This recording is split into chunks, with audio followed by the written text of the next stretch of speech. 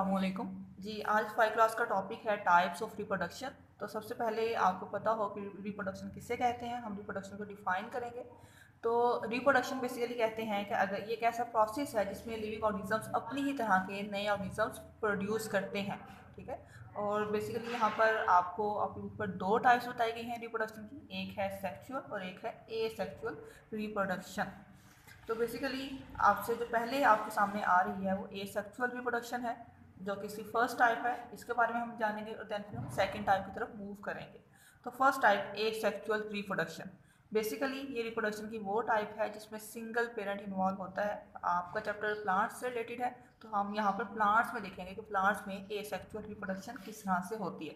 तो अगर आप ये डायग्राम देखें तो आपको यहाँ इजीली समझ आ जाएगी। आपको एसेक्सुअल रिप्रोडक्शन की एक टाइप दिखाई गई है जिसे हम कटिंग कहेंगे।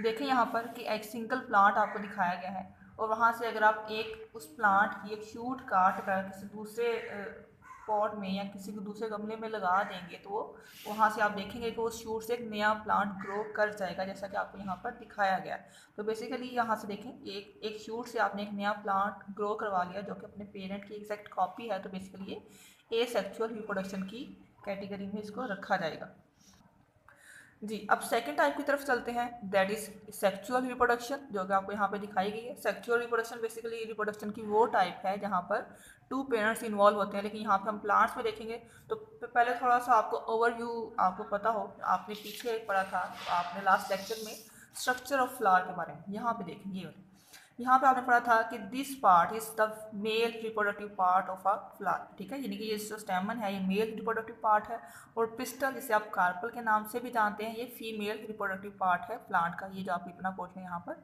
दिखाया गया। तो अब अगर आपने लास्ट टाइम ये भी पढ़ा था कि स्टेमन में जो एंथर वाला पोर्शन है ये वाला, ये बेसिकली पोलन ग्रेन्स प्रोड्यूस करता है जो कि मेल रिप्रोडक्टिव सेल्स है। और इसी तरह यहाँ से जो ओवरी वाला पोर्शन है यहाँ पर पिस्टल का, वो ओव्यूल्स प्रोड्यूस करता है जो कि आपको यहाँ दिखाया गया है। और ovules are the female reproductive cells of a flower. तो अब बेसिकली हम यहाँ पे जाते हैं सेक्सुअल रिप्रोडक्शन की तरफ। सेक्सुअल रिप्रोडक्शन के लिए बेसिकली एक प्रोसेस का होना लाजमी है, दैट इज़ फर्टिलाइजेशन।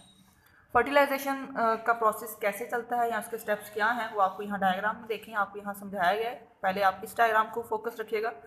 ये जो इतना पोर्शन आपको दिखाया गया है ये basically female reproductive part of plant दिखाया गया है। यहाँ पे ये कह लेंगे ये आपको कार्पल दिखाया गया। कार्पल के आपने पढ़ा था, ये जो ऊपर सबसे टॉप वाला पोर्शन है ये वाला, इसको आप स्टिग्मा कहते हैं। ये जो आपको ट्यूब लाइक पोर्शन नज़र आ रहा है दिस इज स्टाइल, एंड ये इतना पोर्शन आपको ओवरी आप इसको कहेंगे।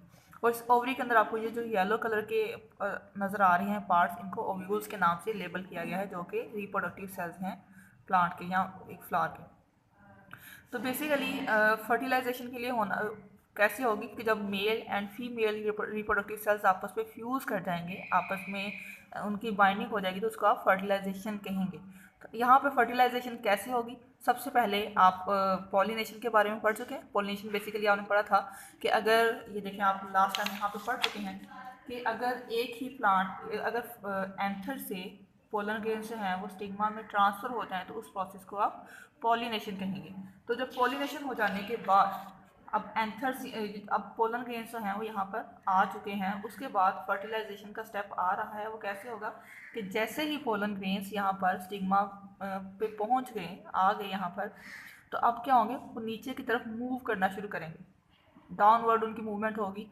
और यहाँ पर आपको ये देखें, आपको पोलन ट्यूब के नाम से ये ब्लैक कलर की एक लाइन लेबल करके दिखाई गई है। ये पोलन ट्यूब कब ग्रो करती है, जब पोलन ग्रेन्स जब नीचे की तरफ यहाँ पर मूव कर रहे होते हैं, उनकी मूवमेंट जब डाउनवर्ड होती है तो पोलन ग्रेन्स भी साथ में उन नीचे की तरफ मूव करते हैं। तो बेसिकली अब यहाँ पर देखें, अगर आप इस डायग्राम की तरफ आएँ तो आपको पोलन ट्यूब जो है वो ग्रो करती हुई नीचे की जानब दिखाई गई है और इवेंचुअली वो यहाँ तक कि वो ओव्यूल्स के अंदर एंटर हो गई है। और इस पोलन ट्यूब के अंदर क्या है, पोलन ग्रेन्स मूव करते करते वो भी ओव्यूल्स के साथ के अंदर एंटर हो रहे हैं। और एक बात याद रखिएगा, एक ओव्यूल में एट अ टाइम एक ही पोलन ग्रेन एंटर होगा। तो बेसिकली अब यहाँ पर देखें, जब ये एंटर हो गया है इस ओव्यूल के अंदर पोलन ग्रेन, तो means male and female reproductive sales fuse कर गए, मतलब यहाँ पर फर्टिलाइजेशन कंप्लीट हो गई है।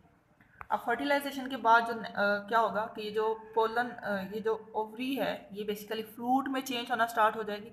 और इस ओवरी के अंदर जो जो आपको ओव्यूल्स नज़र आ रहे हैं, ये क्या होंगे, ये सीड्स में चेंज होना शुरू हो जाएंगे।